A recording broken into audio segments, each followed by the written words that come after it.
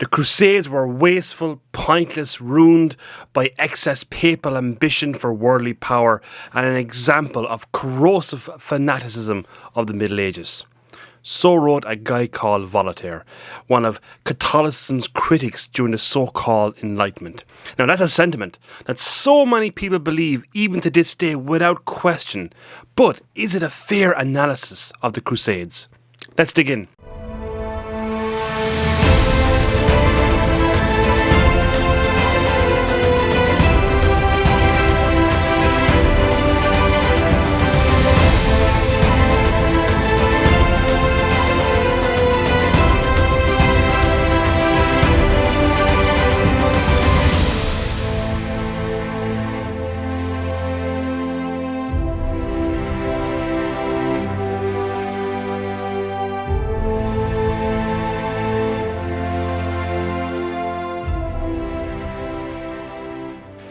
About 2 months after the destruction of the World Trade Center in September 2001, former US President Bill Clinton, he spoke at Georgetown University in Washington, D.C., and he asked the question, why did Islamic terrorists attack America?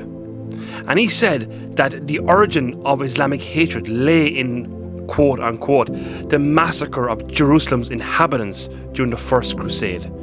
Now, the idea that the Crusades were all about looting the Holy Land, manipulated by papal greed, European colonial expansion, etc., is even today still used as a battering ram to undermine the Catholic Church. Because it's a conversation, I'm sure, like me, it comes up for so many of you guys, your friends and family, around the kitchen table or even having a pint with friends. It was a way of, people use it as a way of, to prove that religion is the cause of wars. Look at, everybody, even a simple reading of the modern scholarly work on this very topic, it gives a very different picture to what we've all been pretty much led to believe. The Crusades, they're probably one of the most historically misunderstood events in church and indeed world history. And as usual, so much of that misinformation and twisting of history, it comes from the Enlightenment era, when enemies of the Catholic Church, they would use myths and legends and twisting of history to undermine the Church's influence, and particularly wanted to paint the popes as greedy, power-hungry, warmongering men. So much of this anti-papal Catholic rhetoric, it comes from Martin Luther, who viewed the Crusades as a means by which the Antichrist, as he called him, the Pope, wanted to increase church wealth, etc. And then, of course, along came the thinkers, the philosophers of the Enlightenment, many of whom, including Voltaire, whom I quote at the beginning of the video, and indeed a guy called Edward Gibbon. They used the myth of the Crusades as the Church's power-hungry venture, that it was a way that the Church manipulated superstitious, ignorant criminals of Europe, etc. Even the word crusade, it was invented by the Enlightenment thinkers, such as Edward Gibbon or indeed David Hume around the year 1706. And just like Enlightenment intellectuals, the way they invented the term Dark Ages in order to kind of glorify themselves in their own time, but very much to vilify the Church. They did the same thing by using the Crusaders to bolster humanist and Protestant convictions that the Crusades were yet another expression of Catholic bigotry. Now, even today, movies like National Treasure or The Da Vinci Code or even Ridley Scott's epic The Kingdom of Heaven, they would give dramatic imagery of Christian knights in particular slaughtering innocent Muslim women and children and looting huge hoards of treasure in the dark caverns of Jerusalem. Even the New York Times in 1999, they proposed that the Crusades were comparable to Hitler or even the ethnic cleansing that took place in Kosovo. And indeed, of course, Barack Obama, he jumped on this bandwagon as well when in 2015 he reminded people that the Crusades were people doing terrible deeds in the name of Jesus Christ. Guys, everybody, so much of our mindset today about the Crusades, they have come from the minds of Protestant reformers and humanist and Enlightenment intellectuals, particularly the 18th and 19th centuries. Now, the first thing we need to understand is that the Crusades in the Holy Land and indeed around North Africa, they were not wars of conquest, but particular defensive military maneuvers to retake the Christian lands in response to the Islamic conquest of the Mediterranean and indeed parts of southern and western Europe. Now, this began when a warrior called Muhammad in the 7th century, he began to preach about the world being divided into two camps, those inside the house of Islam and those who are outside it, okay? And that it was the duty of the newly formed Muslim religion that his followers must bring those outside into the house of Islam by force or violent struggle, which of course is the English translation of the word jihad. Now, and this led everybody to an imperialistic expanse of Islam across the Mediterranean. And I suppose just to illustrate for a few moments how expansive this war or this military conquest of Islam was. I mean, they raided Persia, Syria, Christian territory in Egypt, and then about 10 years after Muhammad's death, the Islamic forces, they captured Jerusalem and indeed much of the Holy Land in a very serious spasm of violence, I suppose, around the year 638, and it didn't stop there because they expanded all over North Africa by the year 700. And at this stage, they began attacking the Straits of Gibraltar, of course, which is modern-day Spain, and even began raiding into France. Now, the war stopped before they got any further into France. Now, at this stage, during the 9th century, Christian towns and even cities, including Rome, they were subjected to constant attacks by these Islamic forces. Now, life under the occupied Muslim territories was very difficult for both Christians and Jews because unless they converted, they were forced to pay very heavy taxes. And in the year 1009, the Caliphate of Egypt, a guy called Al-Hakim, he ordered the destruction of the church at the Holy Sepulchre in Jerusalem.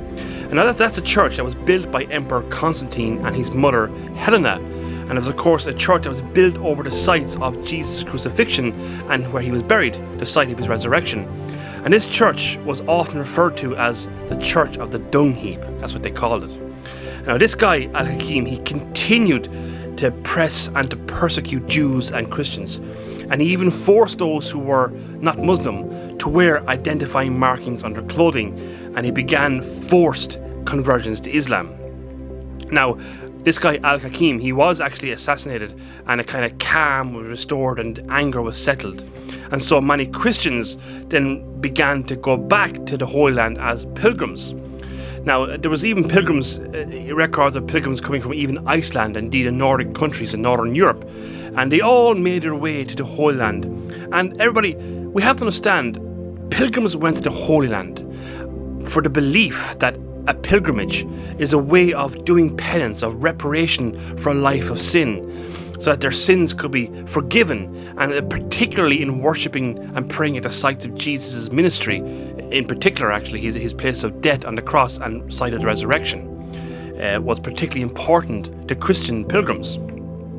But this somewhat calm era all changed when the Turkish armies, which were recent Islamic converts at the time, began attacking Constantinople, and Christians were at this stage seen to be fair game. They were not only had the force to pay very heavy tolls inflicted on Christian pilgrims, but some were captured, indeed sold into slavery. Others were even tortured and even raped. And those who survived this, they began telling these stories in around Europe about what was going on in the Holy Land, particularly to the Christian pilgrims. And this, with the constant destruction of holy sites in the Holy Land, and indeed the threats of military conquest on Constantinople, it prompted the Eastern Emperor Alexis to seek help from the Pope to send troops to defend their fellow Christians. Now, a Pope called Alexander II, he asked the nobles and indeed the barons of Europe to go and help and defend the pilgrims of the Holy Land, and in particular to repel the invaders from Spain. But the Pope was met with silence. There wasn't much interest in it. However, news of very violent treatment of Christian pilgrims began to reach the ears of European rulers. And then on November 27th, 1095, Pope Urban II, he arranged for a huge gathering of peasants and nobles and clergy in Clermont in France, and he gave a very popular speech which you can still read to this day. As a matter of fact, I'll put a link in the description below where you guys can read it yourself. And in this speech he outlines in quite dramatic fashion the murder and the rape of Christian pilgrims and the defilement essentially of sacred Christian churches and holy sites throughout the Holy Land and all over the Mediterranean. And so he called for, quote, Christian warriors, unquote, to form up and to defend the pilgrims. And it's reported that with that speech the Pope gave, shouts of Deus lo vult could be heard throughout the crowds, which of course means God wills it. And now the stories of violence and of rape of pilgrims that the Pope had spoken about was being confirmed for the nobility themselves, because they had their own information, because many of their friends and relatives managed to survive and returned to Europe to tell what was actually going on. So everybody, look, I want to be clear here. The two main reasons that the Knights of Europe went to the Holy Land was for penance and for the liberation of the Holy Land. It was not for wealth, it was not for power, because crusading was extraordinarily expensive. Only kings, princes, counts, dukes, barons and even earls, they're the ones who enrolled and led and indeed paid for the large numbers of knights and infantry going to the Holy Land. And most of them actually needed to raise funds because it was so expensive that many of them even sold their holdings, borrowed money from their families. As a matter of fact, many of these rich families, they went bankrupt in order to fund the crusade. So you see, everybody, if the Crusades were motivated by wealth and power, they would have responded way sooner. I mean, Spain was being invaded. Indeed, France was being attacked at one stage, and no one really batted an eyelid, even though Spain was a very rich and wealthy country. But the reason why they did not go to Spain was because Christ did not walk in Seville, nor did he walk in the streets of Toledo, but he did in the Holy Land. And it was for the motivation of penance and faith that they went to Palestine. And it was on the 7th of June 1099 that Crusaders began arriving at Jerusalem with about 1,300 knights thereabouts and about 10,000 infantry. And after a very brief siege on Jerusalem, they retook the city after 460 years of Muslim control. And what followed, everybody, after that was a period of constant recapturing of lands. But the Crusaders did not invade the Muslim countries, proving again to the point that the Crusaders, it was not about expansion, European expansion or even conquest, but about the recapturing of the Holy Land and defending it. Land which was once owned and lived on by Christians. Now, following the recapturing of the Holy Land, it was carved into 4 kingdoms, independent states in many respects. You had the county of Edessa, the princedom of Antioch, the country of Tripoli, and of course the kingdom of Jerusalem. So again, contrary to popular myth, the Holy Land did not become a European colony, but were fully independent states in the Mediterranean. And the Crusaders that survived the Crusades, they went back home poorer than when they had went out. You see, Catholic soldiers, they voluntarily left friends, family, fortune, and they risked death for love of God and in particular for salvation. Now, it was during this time that some of the famous knightly religious orders were established, such as the Knights of Malta, the Knights of the Holy Sepulchre, Templar Knights, and of course the Knights Hospitallers, who would care for the sick pilgrims travelling to and from the Holy Land.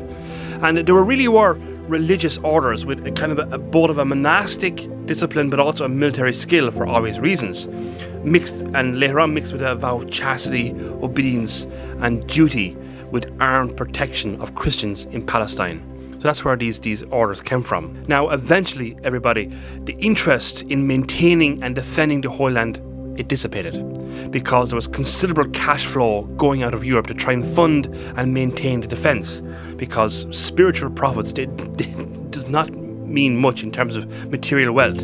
And this lack of interest in Europe, it enabled Muslim armies to begin attacking again.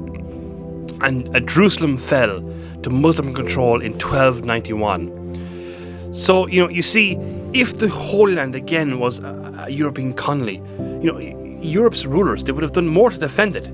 And it is interesting to note that the Crusaders, again, contrary to popular myth, they made no attempt to impose Christianity on the Muslims. In fact, there was more Muslims living in the Holy Land at the time of the Crusader-won territory. And the Muslims, from records show, they were generally allowed to keep their property, their livelihood, and particularly allowed to keep their faith.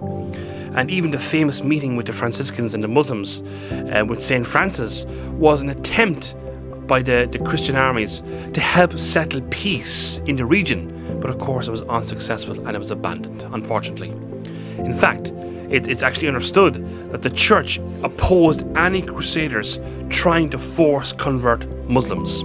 So you see, everybody, the historical picture, it is so different from the twisted, biased nonsense, essentially, of the Reformation reformers and indeed the Enlightenment thinkers. It's so often cited, I'm sure many of you guys have heard as well, that the Crusaders they're portrayed as barbaric, bloodlust Catholics, and that they destroyed a more civilized, peaceful and culturally advanced Muslim religion.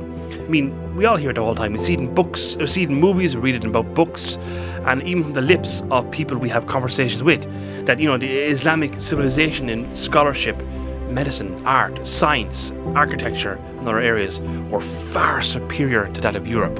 Now this, in my view, is simply another consequence of the modern crisis of European identity, where so many of our youth today they're taught to hate their past and their history of their country because it's a history of oppression, apparently. I mean, give me a break. It's constant. I mean, when you think about this, Muslim culture was built on the Jewish and Christian contributions of those Christians and Jews who lived in the Islamic controlled territories. The Muslims, they left little to no written records of their large conquests, and they didn't produce significant original art or indeed buildings as they did in Europe, as many buildings that are identified as Islamic, they're reproposed Christian churches at the end of the day. In terms of war crimes, it is a serious mistake, everybody, to view the history of the Crusades with a modern mindset.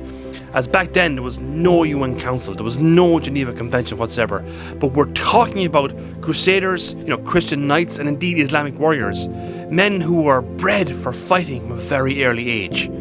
And a massacre did take place when the Crusaders reached Jerusalem for the first time. They killed lots of people inside that city. But we need to understand why. It was justified back then because the city had refused to surrender, and so it had to be taken by storm. Why?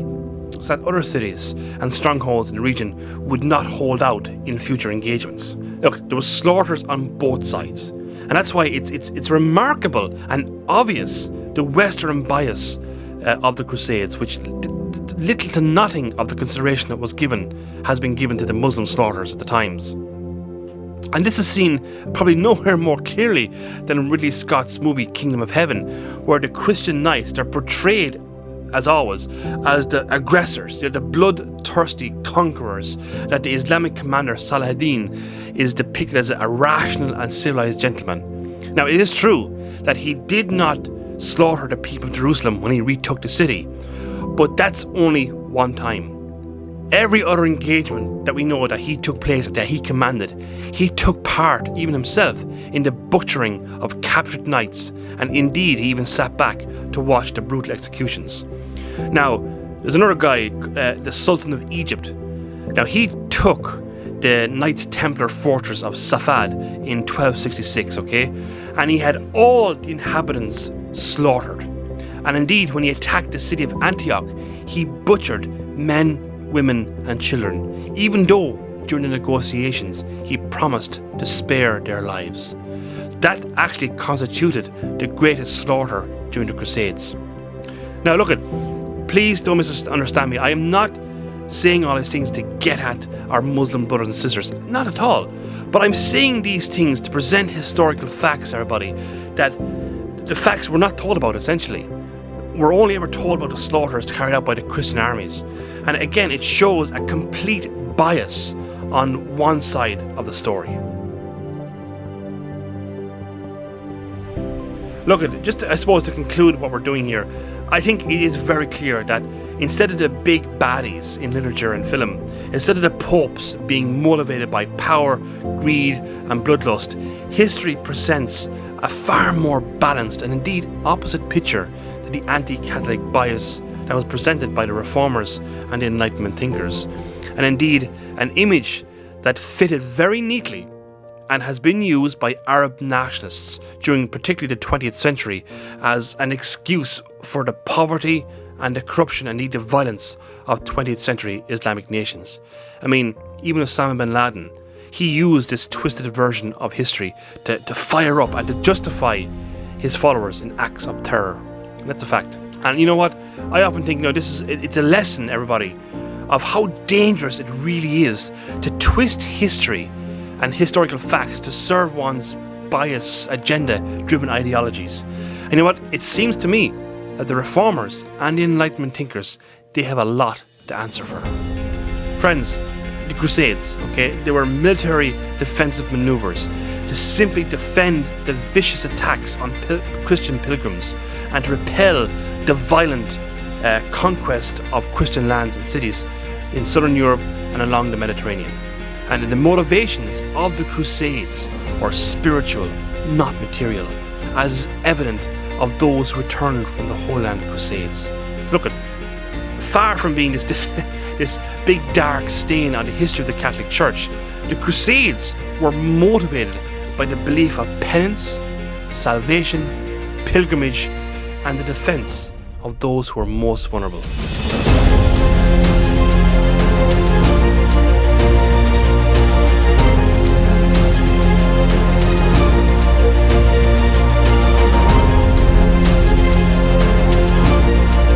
Friends, I hope you've enjoyed that short presentation on the Crusades. And look, if you like what you've seen here, then please leave a like and subscribe for further videos. And until the next video, ciao.